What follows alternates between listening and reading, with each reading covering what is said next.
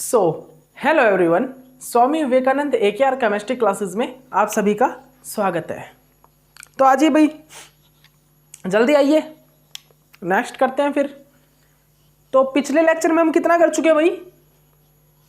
जल्दी आइए, जल्दी आइए। तो पिछले लेक्चर में हम आपको कितना करवा चुके हैं? पिछले लेक्चर में हम आपको इस एग्जाम्पल को मैंने आपको बोला था करके आना। होमवर्क आपका किसने किया है? एग्जाम्पल नहीं किया है तो चलिए, जिन बच्चों ने कर लिया उनको बहुत बहुत बधाई उनको बहुत बहुत बधाई भाई, वेरी गुड, एक्सीलेंट। और जिन्होंने नहीं किया है उनके लिए चलिए करवा देते हैं, ठीक है।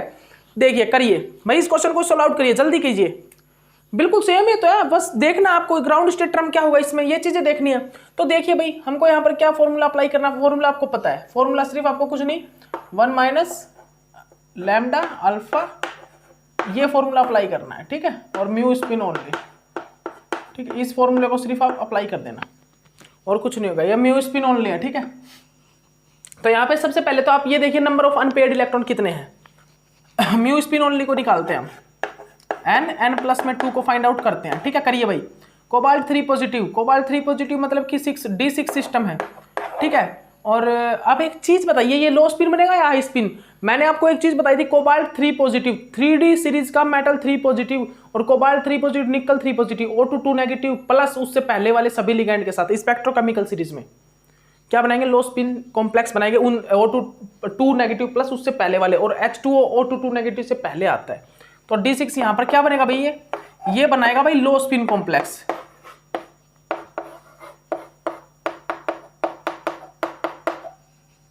Low spin complex. अब यहां पर एक चीज बताइए, यहां पर कितने नंबर ऑफ अनपेयर्ड इलेक्ट्रॉन है? 0। यहां पर 0 नंबर ऑफ अनपेयर्ड इलेक्ट्रॉन है, तो कितना निकलेगा भाई? म्यू स्पिन ओनली हमारा 0 हो गया, म्यू स्पिन ओनली मेरा 0 हो गया। तो मतलब कि अगर मैं 0 से मल्टीप्लाई करूंगा तो मेरी वैल्यू 0 ही आएगी। तो बताइए, क्या मैग्नेटिक मोमेंट है भाई इसका? तो देखिए, कोबाल्ट 3 पॉजिटिव का यहाँ पर जो मैग्नेटिक मोमेंट है, नेट मैग्नेटिक मोमेंट, वो क्या है भाई? इक्वल टू 0 है, क्योंकि अनपेयर्ड ऑफ इलेक्ट्रॉन प्रेजेंट ही नहीं है। तो कोबाल्ट 3 पॉजिटिव यहाँ पर क्या है भाई? मैग्नेटिक मोमेंट उसका कितना है? 0 है। ये किस किस का है आंसर? ये आंसर किस किस का है कि कोबाल्ट 3 पॉजिटिव यहाँ पर मैग्नेटिक मोमेंट 0 है? जिसका यह है वो बिल्कुल करेक्ट चल रहा है, वो बिल्कुल करेक्ट चल रहा है। नहीं तो आपने अगर आंसर कुछ और निकाला तो गड़बड़ी कर दी। मेरे को पता है, अगर आपने गलती की होगी ना, या तो आपने n की वैल्यू रखने में, क्योंकि n की वैल्यू भाई नंबर ऑफ अनपेयर्ड इलेक्ट्रॉन है। मैग्नेटिक मोमेंट में हम n की value number of unpaired electron, अगर यहाँ पर एक भी अनपेयर्ड इलेक्ट्रॉन होता वो रखते, लेकिन एक भी नहीं है। वैल्यू यहाँ से ही 0 हो गई, हमारी वैल्यू यहाँ से ही 0 हो गई, ठीक है। ओके, तो भाई ये छोटी छोटी गलतियां और छोटी छोटी ये भूल आप मत कर बैठना, एग्जाम में मत कर बैठना। यहाँ पे जितनी भूल करनी है यहाँ पर ही कर लो, जितनी भूल करनी है ना वो यहां पर ही कर लो, एग्जाम में कुछ मत करना। एग्जाम में आपका स्टेट ऑफ माइंड बिल्कुल स्टेट होना चाहिए, हर चीज के लिए, हर क्वेश्चन के लिए। आपकी जो सोचने की जो क्षमता है वो बिल्कुल करेक्ट। देखिए, अभी जितने भी हमारे भाई ये जो पार्टिकल्स है ना चौक के, अब वो रिफ्लेक्शन आ रहा है, वहां से धूप आ रही है, बिल्कुल किरण आ रही है यूवी, और बिल्कुल साफ मेरे को ऐसे पार्टिकल्स दिखाई दे रहे हैं। बिल्कुल पार्टिकल्स मतलब कि ये जो चौक के पार्टिकल्स हैं वो बिल्कुल मतलब ऐसे ऐसे उड़ते हुए दिखाई दे रहे हैं। इतने मॉलिक्यूल्स हैं वो, मतलब एक पार्टिकल्स, अब ये एक सिंगल पार्टिकल्स नहीं बोल सकते हम इसको, इतने पार्टिकल्स बिल्कुल साफ दिखाई दे रहे हैं इसमें मेरे को, ठीक है। ओके, अब हम देख सकते हैं, देखिए किरण जब रेज आ रही है ना, उस रेज में बिल्कुल साफ दिखाई दे रहे हैं मेरे को, ये बिल्कुल साफ दिखाई दे रहे हैं जितने पार्टिकल्स हैं चौक के, ठीक है। ओके, तो आइए, अब आइए मेरे साथ। अब हमारा जो नेक्स्ट टॉपिक है ना वो है लो स्पिन और high spin equilibrium complex. Low spin और हाई स्पिन, लो स्पिन और high spin equilibrium complex, equilibrium complex, low spin और हाई स्पिन इक्विलिब्रियम कॉम्प्लेक्स।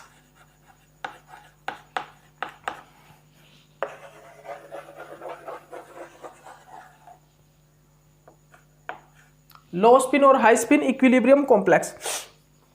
तो अब यहाँ पे आप देखिएगा, यहाँ पर क्या होता है कि यहाँ पर जो हमारा कॉम्प्लेक्स होता है ना, उस कॉम्प्लेक्स में जो मेटल है, उस मेटल के साथ स्ट्रॉन्ग फील्ड और वीक फील्ड दोनों ही लिगैंड लगे होते हैं। स्ट्रॉन्ग फील्ड और वीक फील्ड लिगैंड जो है दोनों ही हमारे कॉम्प्लेक्स में होते हैं। मैं आपको एग्जांपल बता देता हूं, आप एग्जांपल लिख लीजिए, आप एग्जांपल लिख लीजिए। पोटासियम, आयरन, NO2, एक मिनट रुकिएगा, एक मिनट रुकिएगा, एक मिनट रुकिएगा, NCS है, NCS2 PH2, ठीक है। ये जो दोनों ही है, ये हाई स्पिन भी है और लो स्पिन भी है। ये हाई स्पिन और लो स्पिन दोनों है, जो कि आयरन के साथ यहाँ पर कनेक्टेड है, ठीक है। तो स्ट्रॉन्ग फील्ड मतलब हाई स्पिन लो स्पिन नहीं है, स्ट्रॉन्ग फील्ड और वीक फील्ड लिगैंड दोनों ही अटैच है भाई। स्ट्रॉन्ग फील्ड लिगैंड और वीक फील्ड लिगैंड दोनों ही यहाँ पर क्या है, यहाँ पर अटैच है आयरन के साथ, जिसके कारण यहाँ पर क्या होगा, यहाँ पर इक्विलिब्रियम कंडीशन जनरेट हो जाएगी। क्या? एक इक्विलिब्रियम कंडीशन। तो उस इक्विलिब्रियम कंडीशन में क्या है, उस इक्विलिब्रियम कंडीशन में टेम्परेचर का इफेक्ट होगा। अगर हमारा टेम्परेचर लो होगा तो हमारा कॉम्प्लेक्स लो स्पिन कॉम्प्लेक्स होगा, अगर हमारा टेम्परेचर हाई होगा तो हमारा जो कॉम्प्लेक्स है वो हाई स्पिन कॉम्प्लेक्स की फॉर्मेशन करेगा, ठीक है। एक और एग्जांपल लिख लीजिए, एक और एग्जांपल लिखवा देते हैं आपको। वो एग्जांपल है भाई फिनाइल ट्राइपिरिडिन, ठीक है। ये एग्जांपल और लिख लीजिए, इस एग्जांपल को और लिख लीजिए, नोट डाउन कर लीजिए। फिनाइल डाइफिनाइल मतलब कि फिनाइल आयरन फिनाइल ट्राइपिरिडिन, ठीक है। पिरिडिन है ना, हाँ बिल्कुल पिरिडिन है, ठीक है। ओके, तो भाई ये दो एग्जांपल है, क्या है यहाँ पर, ये जो स्ट्रॉन्ग फील्ड और वीक फील्ड लिगैंड दोनों के ही वर्क करते हैं। जो हमारा फिनाइल ट्राइपिरिडिन है ये स्ट्रॉन्ग फील्ड और वीक फील्ड लिगैंड दोनों का वर्क करता है, और ये NCS2 और फिनाइल जो ये 2 है, ये दो लगे हुए लिगैंड, ये दोनों क्या करते हैं भाई, ये स्ट्रॉन्ग फील्ड और वीक फील्ड लिगैंड दोनों का ही वर्क करता है इस कॉम्प्लेक्स में, जिसके कारण यहाँ पर क्या होता है, ये कॉम्प्लेक्स एक इक्विलिब्रियम कंडीशन जनरेट कर लेता है। इक्विलिब्रियम कंडीशन यहाँ पर क्या होता है भाई, यहाँ पर एक ग्राफ आता है, किस प्रकार, इस प्रकार यहाँ पर एक ग्राफ जनरेट होता है। ये यहाँ पर एक ग्राफ जनरेट होता है, ठीक है। किस किस के बीच, मैग्नेटिक मोमेंट के बीच और टेम्परेचर के बीच, मैग्नेटिक मोमेंट और टेम्परेचर के बीच एक ग्राफ जनरेट होता है। यहाँ पर ये ग्राफ देख लीजिएगा आप। जब हमारा जो टेम्परेचर है ना, टेम्परेचर जब हमारा हाई होगा ना, हाई, तो हमारा हाई स्पिन कॉम्प्लेक्स बनेगा। जब टेम्परेचर लो होगा तो हमारा लो स्पिन कॉम्प्लेक्स बनेगा। बट जब हमारा मैग्नेटिक मोमेंट और जब टेम्परेचर यहाँ पर होगा ना, यहाँ पर इस पॉइंट पर हमारा लो स्पिन और हाई स्पिन दोनों कॉम्प्लेक्स इक्विलिब्रियम स्टेट में होंगे। कौन सी स्टेट में भाई, इक्विलिब्रियम स्टेट में होंगे दोनों ही दोनों ही भाई इक्विलिब्रियम स्टेट में होंगे। बना लीजिएगा आप ये डायग्राम, ये आप बना लीजिएगा,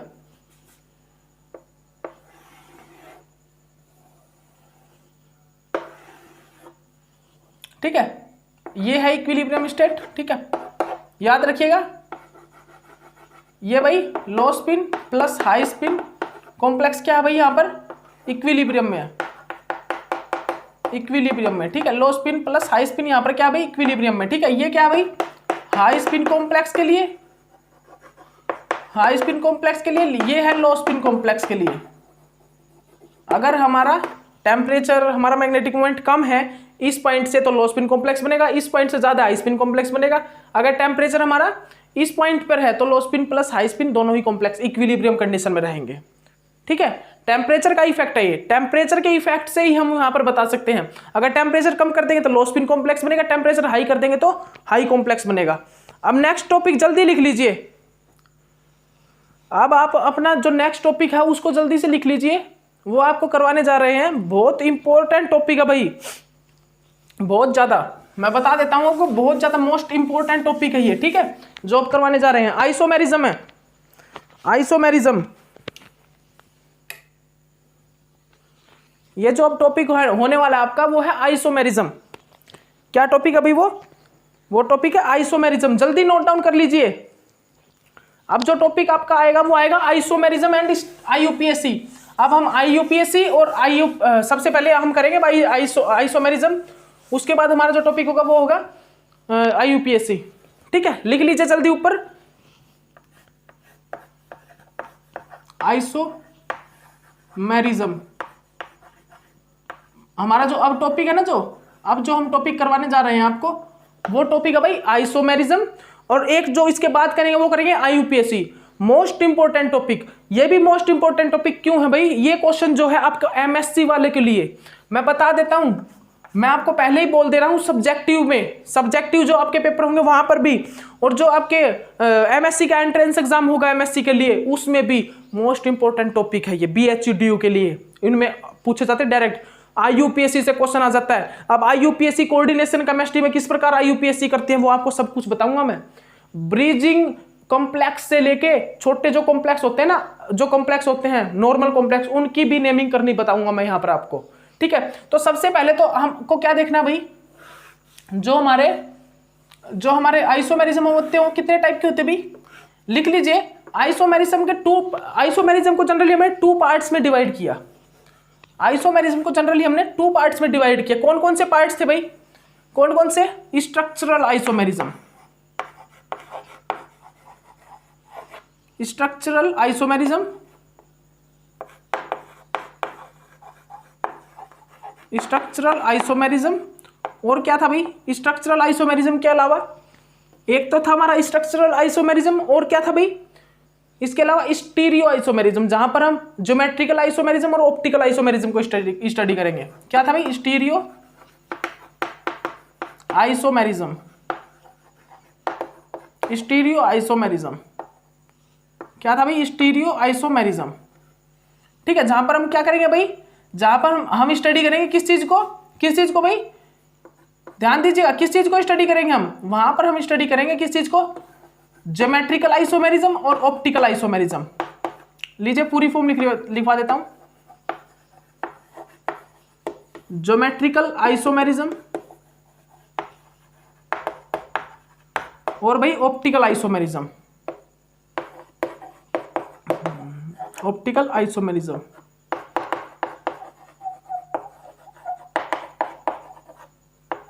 और क्या भाई ऑप्टिकल आइसोमेरिज्म। याद रखिएगा इस चीज को, हम जो यहां पर स्टडी करेंगे भाई किस चीज की, आइसोमेरिज्म में स्ट्रक्चरल आइसोमेरिज्म और स्टीरियो आइसोमेरिज्म। स्टीरियो आइसोमेरिज्म हम बाद में पढ़ेंगे, इसके बाद पहले पढ़ेंगे हम स्ट्रक्चरल आइसोमेरिज्म। तो हम सबसे पहले स्टडी करेंगे स्ट्रक्चरल आइसोमेरिज्म की। तो चलिए स्ट्रक्चरल आइसोमेरिज्म से स्टार्ट करते हैं। और एक चीज और बता देता हूं भाई, स्टीरियो आइसोमेरिज्म है ना, यहां पर मैं आपको स्टीरियो आइसोमेरिज्म के बारे में कुछ एक चीजें ही बताऊंगा जो कोऑर्डिनेशन कॉम्प्लेक्स में यूज होने वाली है। लेकिन हम स्टीरियो केमिस्ट्री में ज्योमेट्रिकल आइसोमेरिज्म और ऑप्टिकल आइसोमेरिज्म बहुत अच्छे से करेंगे। वहां पर हम बहुत अच्छे से ज्योमेट्रिकल आइसोमेरिज्म कौन से होते हैं, ऑप्टिकल आइसोमेरिज्म कौन से होते हैं, उनको किस प्रकार से देखा जाता है, ठीक है, और कोऑर्डिनेशन कॉम्प्लेक्स में किस प्रकार उनको डिफाइन करते हैं, ये चीज मैं आपको डिफाइन करवाऊंगा यहाँ पे, बहुत अच्छे से कराऊंगा, टेंशन मत लीजिए, ठीक है, अच्छे से करवाएंगे ये चीज, क्योंकि यहाँ से क्वेश्चन पुटअप होते हैं भाई हमारे, ठीक है। चलिए आइए, तो हमारा टॉपिक जो है वो क्या है, स्ट्रक्चरल आइसोमेरिज्म। क्या है भाई, लिख लीजिए स्ट्रक्चरल आइसोमेरिज्म।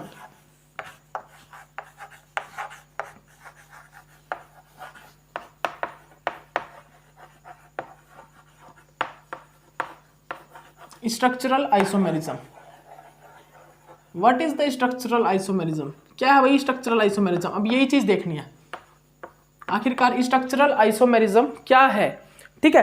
तो सबसे पहले आप एक काम कीजिएगा, एक शॉर्ट फॉर्म याद कर लीजिएगा, एक छोटी सी शॉर्ट फॉर्म है वो याद कर लीजिए आप। वो क्या है भाई, उसका नाम क्या है, हिल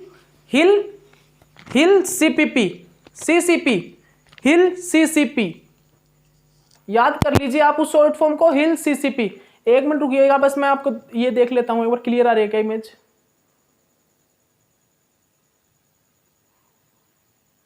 यहां पर प्रॉब्लम है भाई, एक बार मैं ये ठीक कर लेता हूं, कैमरे की प्रॉब्लम है थोड़ी सी, बस अभी करवाता हूं, एक मिनट रुकिएगा।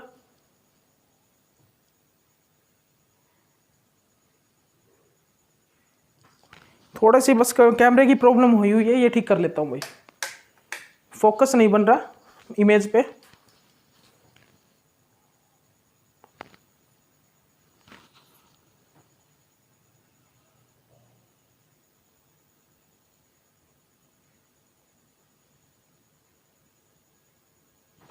बन गया, ठीक है, आ जाइए। तो आप एक शॉर्ट फॉर्म लिख लीजिए, वो शॉर्ट फॉर्म क्या है भाई, आप एक शॉर्ट फॉर्म लिख लीजिए जल्दी, वो शॉर्ट फॉर्म क्या है, हिल सीसीपी। जल्दी लिख लीजिएगा, हिल CCP, HILLCCP क्या है भाई, लिख लीजिए HILLCCP, ये शॉर्ट फॉर्म लिख लीजिए, ठीक है। क्योंकि हमारे 7 टाइप के स्ट्रक्चरल आइसोमेरिज्म हम पढ़ेंगे, 7 टाइप के स्ट्रक्चरल आइसोमेरिज्म को हम स्टडी कर लेंगे। नाम लिख लीजिए, नाम लिख लीजिए। सबसे पहले शॉर्ट फॉर्म में क्या है भाई, H है ना, H, तो हमारा सबसे पहला जो होगा वो लिख लीजिए आप, हिल CCP मतलब बताइए क्या होगा, हिल CCP, हिल CCP में मतलब सबसे पहला हमारा क्या होगा एक मिनट रुकिएगा भाई ये मेरे को ये लग रहा है चौक जो है ना, चौक वो गया है, उससे खांसी चल रही है, ठीक है, कोविड नहीं है भाई कभी वो सोचो तुम, ठीक है। तो सबसे पहले हम क्या करेंगे भाई, हिल CCP, इनकी सभी की फुल फॉर्म में आपको लिखवा देता हूं। हिल का मतलब हाइड्रोजन ना, हाइड्रोजन क्या भाई, hydrate isomerism, hydrate isomerism, hydrate isomers. Second number पर क्या है, हिल आयोनाइजेशन आइसोमेरिज्म, आयोनाइजेशन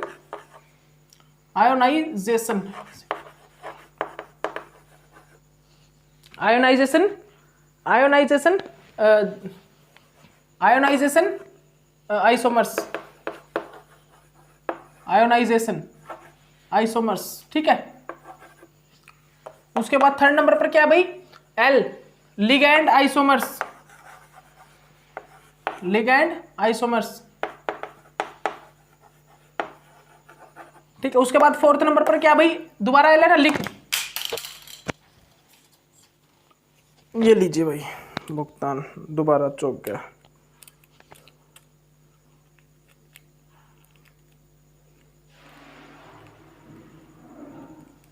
एक मिनट रुकिएगा, चलो ऊपर ऊपर से ही ब्रेक हुआ, ठीक है भाई। उसके बाद क्या भाई, लिंकेज आइसोमर्स, लिंकेज आइसोमर्स, ठीक है, लिंकेज आइसोमर्स। फिर सी मतलब, सी की फुल फॉर्म भाई पता है क्या आपको, MSc वालों को तो पता होगा, कोऑर्डिनेशन आइसोमर्स, कोऑर्डिनेशन आइसोमर्स, ठीक है। उसके बाद सिक्स्थ है, वो कौन सा है, coordination position isomers, coordination position isomers, coordination position isomers, ठीक है। उसके बाद कौन सा है भाई, इसका मतलब टेस्ट का मतलब समझ गए ना, मतलब ये कोऑर्डिनेशन और इसका मतलब आइसोमर्स, ठीक है, कोऑर्डिनेशन पोजीशन आइसोमर्स। उसके बाद पी मतलब भाई पॉलीमराइजेशन आइसोमर्स,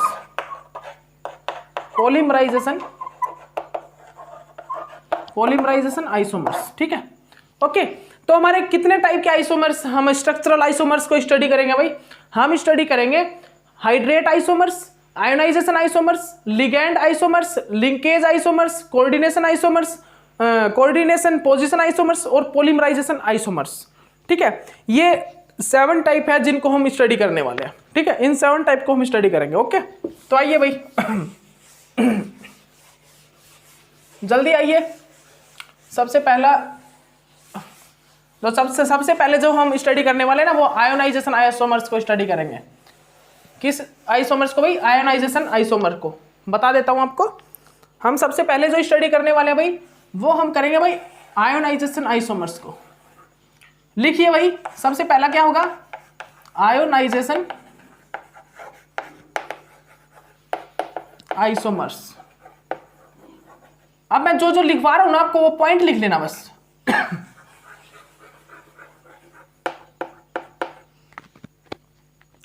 इसमें क्या होता है आयोनाइजेशन आइसोमर्स में लिखिए, जल्दी लिखिए, क्या होगा यहां पर जनरली, यहां पर क्या होगा जनरली, देखिएगा आप, यहां पर जो हमारा काउंटर आयन और जो हमारा कोऑर्डिनेशन स्फीयर का जो आयन है ना, उसके बीच में इंटरचेंज होता है। जो हमारा काउंटर आयन और जो हमारा कोऑर्डिनेशन स्फीयर का जो आयन है, उसके बीच में इंटरचेंज होता है। इस टाइप का जो आयन है, इस टाइप का जो भी कॉम्प्लेक्स हो, इस टाइप का जो भी आइसोमर्स हो, उसको हम आयोनाइजेशन आइसोमर्स बोलते हैं। When interchange when ion interchange with coordination sphere and counter ion, when ion interchange between the coordination sphere ion and counter ion, this type isomers is called as the ionization isomers. क्या बोला मैंने? when ion interchange with ion interchange between the coordination sphere ion and counter ion, this type isomers is called as the ionization isomers. ठीक है, okay. अब देखिएगा इसके अंदर आपको क्या करना है, इसके अंदर एग्जांपल से समझिएगा आप, एग्जांपल से समझिएगा। CO NH3 5 Br SO4 negative, SO4 2 negative होता है ना, ओके, SO4 2 नेगेटिव, ओके, यही होता है ना, ओके। अब देखिएगा, आप ध्यान से देखिएगा, यहां पर जो आयंस है ना, जो SO4, एक मिनट रुकिएगा,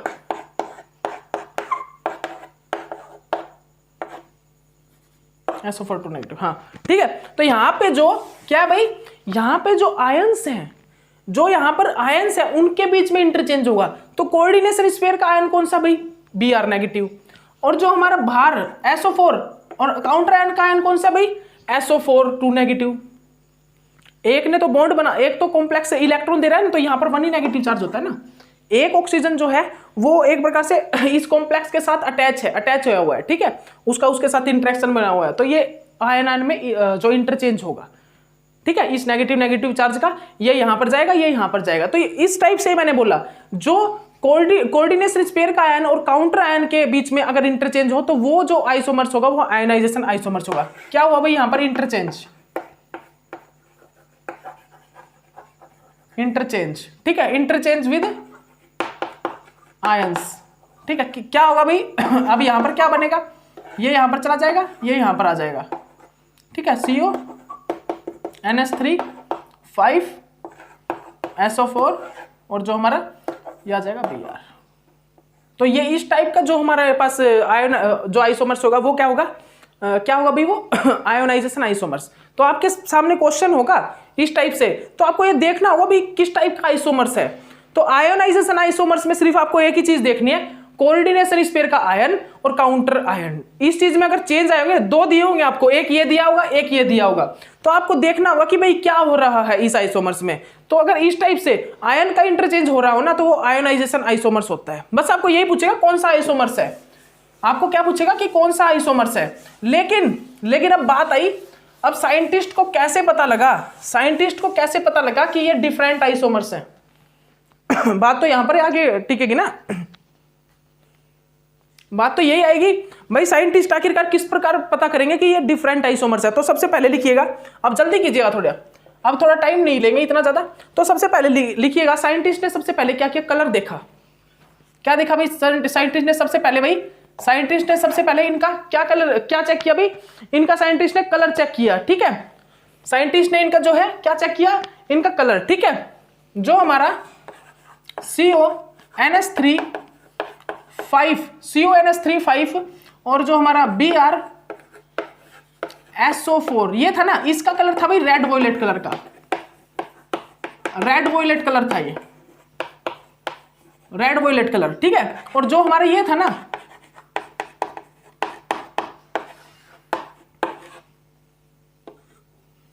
और जो हमारा ये था भाई रेड कलर का, ओनली रेड कलर का, ये ओनली रेड था, याद रखिएगा। जो हमारा ऊपर वाला जो आइसोमर्स है CO NH3 5 Br SO4 negative, वो तो रेड वॉयलेट कलर का था, कैसा रेड वॉयलेट, लेकिन जो ये था रेड कलर का आ रहा था। और दूसरी रिएक्शन के थ्रू भी पता किया, दूसरा पॉइंट आखिरकार रिएक्शन के थ्रू भी पता किया साइंटिस्ट ने क्या किया, साइंटिस्ट ने इनकी रिएक्शन करवा दी। क्या किया भाई, CO NH3 का 5, ठीक है, NH3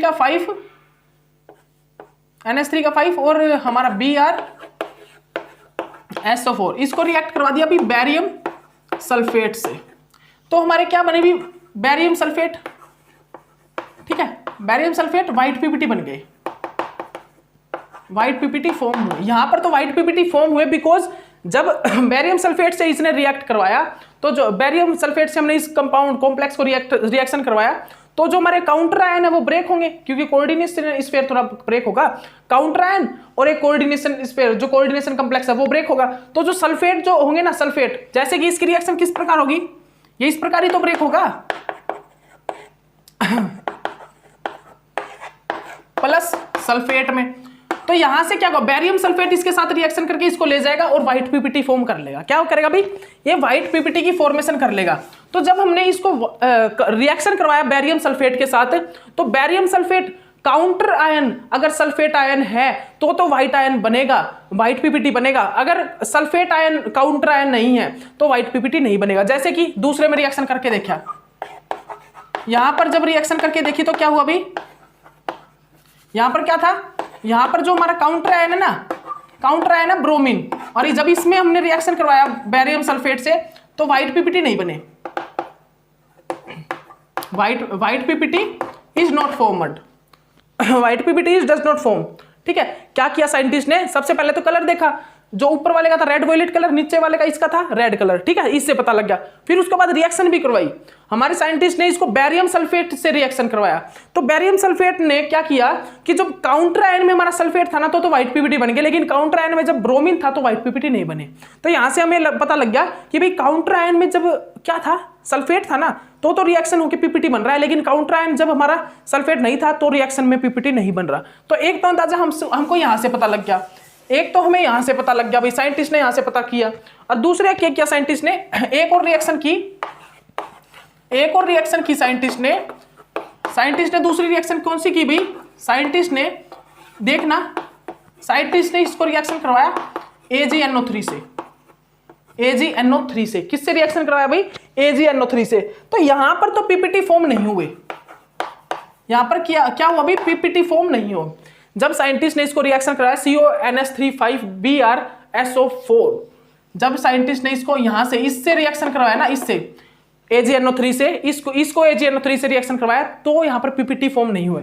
बट इसको रिएक्शन करवाया ना जहां पर हमारा काउंटर आयन क्या था भाई, जहां पर हमारा काउंटर आयन क्या था, ब्रोमीन था। ठीक है, वहां पर क्या हुआ, पीपीटी बन गए AgBr। ठीक है, AgBr, वहां पर व्हाइट पीपीटी फॉर्म हो गए, दोनों में ही व्हाइट पीपीटी बनेंगे। ठीक है, दोनों में ही व्हाइट पीपीटी बनेंगे। ठीक है, तो साइंटिस्ट को पता लग गया इससे रिएक्शन करके, जब हमने बैरियम सल्फेट से रिएक्शन कराया तो जहां पर जब काउंटर आयन सल्फेट होगा तो वो तो रिएक्शन कर जाएगा, उसमें तो व्हाइट पीपीटी बनेंगे। क्या बोला मैं, जब हमने रिएक्शन कराया बैरियम सल्फेट से तो साइंटिस्ट ने देखा कि व्हाइट पीपीटी वो बना रहा है, वो कॉम्प्लेक्स बना रहा है जो काउंटर आयन में सल्फेट आयन कंटेन करके रखता है, और जो काउंटर आयन में ब्रोमीन कंटेन करके रखता है वो व्हाइट पीपीटी नहीं बनाता, जब हमने बैरियम सल्फेट से रिएक्शन करवाई। ठीक है, उसके बाद हमने रिएक्शन करवाई इनकी AgNO3 से। AgNO3 से हमने देखा कि व्हाइट पीपीटी वो बना रहा है जो कि काउंटर आयन में ब्रोमीन कंटेन करके रखता है, जो सल्फेट कंटेन करके रखता है वो पीपीटी नहीं बना रहा। तो इस प्रकार साइंटिस्ट ने ये पता कर लिया कि दोनों के दोनों डिफरेंट कॉम्प्लेक्स हैं, और वो कौन से आइसोमर्स हैं, आयोनाइजेशन आइसोमर्स हैं। इस प्रकार साइंटिस्ट ने क्या पता किया कि दोनों ही डिफरेंट हैं भाई। कलर दो, एक कलर रेड वॉयलेट आ रहा है, जहां पर रेड वॉयलेट किसका आ रहा है, जहां पर काउंटर आयन सल्फेट है, जहां पर काउंटर आयन ब्रोमीन है उसका रेड कलर आ रहा है, उसका रेड वॉयलेट, इसका रेड कलर। और जब बैरियम सल्फेट से रिएक्शन कर रहे हैं तो वहां पर ओनली एक ही कॉम्प्लेक्स में व्हाइट पीपीटी बन रहे हैं जिसमें काउंटर आयन सल्फेट है, और जब AgNO3 से रिएक्शन कर रहे हैं तो वहां पर एक ही कॉम्प्लेक्स व्हाइट पीपीटी बना रहा है जहां पर काउंटर आयन ब्रोमीन है। तो इस प्रकार हम क्या करेंगे, इस प्रकार साइंटिस्ट ने क्या किया, रिएक्शन करके, जो हमारे महान साइंटिस्ट थे उन्होंने रिएक्शन करके पता कर लिया कि ये क्या भाई, डिफरेंट कॉम्प्लेक्स हैं, ये क्या है, डिफरेंट कॉम्प्लेक्स हैं। और ये क्या है, ये कौन से आइसोमर्स हैं, ये आयोनाइजेशन आइसोमर्स हैं। ये भाई कौन से आइसोमर्स हैं, आयोनाइजेशन आइसोमर्स हैं। ठीक है, तो आपको प्रॉब्लम नहीं होना चाहिए, आपको इसमें प्रॉब्लम नहीं होना चाहिए। तो साइंटिस्ट ने क्या किया, साइंटिस्ट ने पता कर लिया, क्या कर लिया भाई, साइंटिस्ट ने पता कर लिया कि ये डिफरेंट कॉम्प्लेक्स हैं दोनों के दोनों, और ये जो दोनों हैं ये क्या है, आयोनाइजेशन आइसोमर्स हैं। ठीक है, ओके। अब देखिएगा नेक्स्ट जो है भाई, नेक्स्ट देखिएगा हाइड्रेट आइसोमर्स। नेक्स्ट है भाई हाइड्रेट आइसोमर्स। नेक्स्ट क्या भाई, हाइड्रेट आइसोमर्स है, लिख लीजिएगा, सेकंड नंबर पर लिख लीजिएगा, क्या भाई, हाइड्रेट आइसोमर्स।